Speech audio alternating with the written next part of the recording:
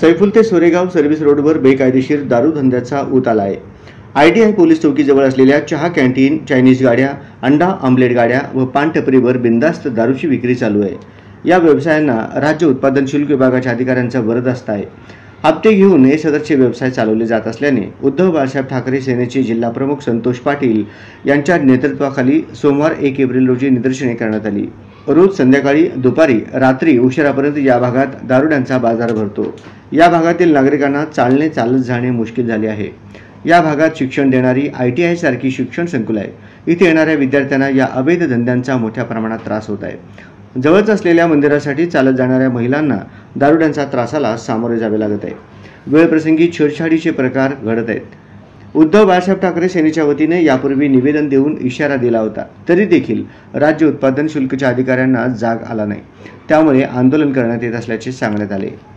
राज्य उत्पादन शुल्क विभागाचा धिक्कार असो, हप्ते घ्या, अवैध धंदे चालू ठेवा, 5,000 रुपये द्या, ओपन परमिट रूम चालवा, 7,000 रुपये द्या, ओपन दारू धंदा चालवा। शिवसेना बाळासाहेब ठाकरे गटाचा विजय असो असा घोषणा देत परिसर दणाणून सोडला होता। या आंदोलनात शिवसेना जिल्हा प्रमुख संतोष पाटील, उपजिल्हा प्रमुख खंडू सलगरकर, उपशहर प्रमुख शिवामाळी, परमेश्वर देवकते, प्रशांत बिराजदार, रवी घंटे, सकाराम वाघ, संगप्पा कोरे, परमेश्वर देवकते, विनोद जाधव, कुमार शिंदे, राकेश मालकोटे, विकास डोलारे आदी शिवसैनिक सहभागी झाले होते। सदर विषयावर त्यांनी 20 मार्च रोजी लेखी तक्रार दिलेली होती व आमच्या उपअधीक्षक श्री पाटील यांची भेट झालेली होती आणि त्या तक्रारीच्या अनुषंगाने केसेस कारवाई करण्यात आल्या। दिनांक 22, दिनांक 23 व दिनांक 26 रोजी कारवाई करण्यात आलेली आहे। पण त्यांची मागणी आहे अजून वारंवारिता व्हावी, त्याला डिपार्टमेंट बांधील आहे की वारंवार केसेस केल्या जातील, भरारी पथकासह होतील आणि पोलीस विभागाबरोबरही केल्या जातील। त्यांची वारंवारिता वाढविण्यात येईल आणि त्या मुद्द्यांचेही मला ते आज पहिल्यांदा भेटले, त्यांच्या मुद्द्यांची आम्ही दखल घेऊन जास्तीत जास्त परिणामकारक कारवाई करण्यात येईल।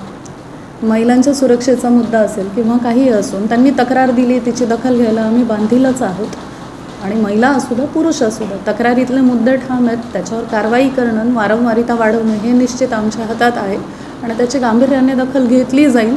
जर कॉलेजचे मुलं जर पितांना आढळले तर 100% 6884 अंतर्गत म्हणजे विना परवाना नसलेल्या ठिकाणी मद्यसेवन हे चुकीचं मानलं जातं आणि त्याच्या अंतर्गत कठोर कारवाईचे अवलंब केला जाईल। जागा मालकांनी स्वतःची जागा ही अनधिकृत ढाब्यांना किंवा मद्यप्राशनासाठी उपलब्ध करून देऊ नये व ज्यांच्याकडे मद्यसेवनाचे परवाने नाही आहे त्यांनीही ऑफिशियल अधिकृत लायसन्स वगळता अन्य ठिकाणून मद्यपान करू नये असं आवाहन करण्यात येत आहे।